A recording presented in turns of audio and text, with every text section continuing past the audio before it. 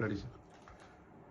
బండి సంజయ్ గారు తమరి కొడుకు మీద తెలంగాణ ప్రభుత్వం వివక్షపూరితంగా ఎటువంటి కక్ష సాధింపు చర్య చేయడంలే.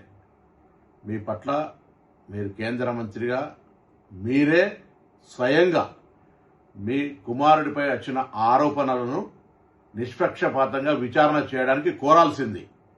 మీరు దాని మీద ఏదో కుట్ర చేస్తా ఉన్నారు, సానుభూతి కొరకనే ప్రయత్నం చేసే కంటే ఆ అమ్మాయి మిమ్మల్ని కలిసిన మాట వాస్తవమా కాదా, ఆ అమ్మాయితో బాబు తిరిగిన మాట వాస్తవమా కాదా, వాటిని నిరూపణ చేసుకోవడానికి ప్రయత్నం చేసి నిర్దోషిగా అయితే నిర్దోషిత్వం నిరూపించుకోండి.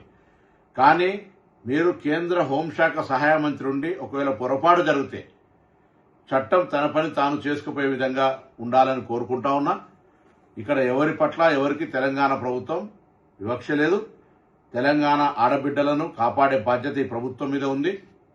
తప్పకుండా తెలంగాణ ఆడబిడ్డలకు విశ్వాసం కలిగజేస్తాం. ఎక్కడ ఇటువంటి చర్యలు జరిగితే వారికి పూర్తిగా సపోర్ట్గా ఉంటుంది. దాని తర్వాత నిన్న మొన్న కొంత మున్నూరు కాపు సంఘానికి సంబంధించిన నాయకులు కూడా ఏదో వివక్షపూరితంగా వ్యవహారం చేస్తామని చెప్తా ఉన్నారు. నాకున్న సమాచారం మేరకు ఆ అమ్మాయి కూడా సేమ్ మున్నూరు కాపు వర్గానికి సంబంధించిన అమ్మాయి అని తెలిసింది. కాబట్టి ఇందులో ఎవరిని బ్లేమ్ చేయడానికి వాడుతున్నటువంటి అంశం లేదు ఇందులో.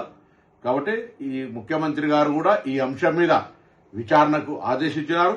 నిన్న ప్రధానమంత్రి గారి ప్రోగ్రాం ఉండడం వల్ల అందరూ కూడా అదే ఏరియాలో ఉండడం వల్ల కొంత ఒక రోజు ఆలస్యమై ఉండొచ్చు. కానీ ఆ కన్సర్న్డ్ డీసీపీ లేడీ ఆఫీసర్ తోటి విచారణ కొనసాగుతోంది.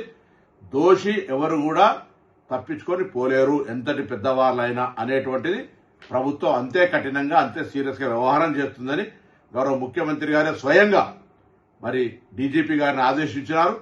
తప్పకుండా ఆ కుటుంబానికి కూడా తెలంగాణ ప్రభుత్వం తెలియజేస్తున్నాం. ఎటువంటి ఆందోళన విచారణలో ఏదైనా నాయకత్వ ఒత్తిడి జరిగి మార్పు జరుగుతుందని మీరు అపోహపడే అవసరం లేదు. తప్పకుండా ఇది ప్రజాస్వామ్యం.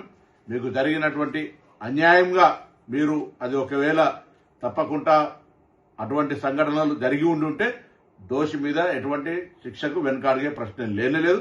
కాబట్టి నేను ఈ సందర్భంలో మరొకసారి మా పార్లమెంటు సభ్యుడిగా మరి కష్టపడి రాజకీయాల్లోకి వచ్చినారు, బ్యాక్వర్డ్ క్లాస్ అంటా ఉన్నారు. దానికి ఎక్కడ కూడా అవన్నీ కూడా ఈ సంబంధించిన ఇష్యూకు సంబంధం లేదు. కాబట్టి మీ పట్ల డెఫినెట్లీ అయితే మా పార్లమెంటు మెంబర్గా మీకు రెస్పెక్ట్ అనేటువంటిది రెస్పెక్టే. కానీ ఇటువంటి సంఘటనల పట్ల మనం వ్యక్తిత్వానికే మచ్చగలిగేటప్పుడు మనమే ఒక అడుగు ముందుకేసి అటువంటి దానికి విచారణకు సహకరించి మనం చేయాల్సి వస్తుంది. లేకపోతే అధికారాన్ని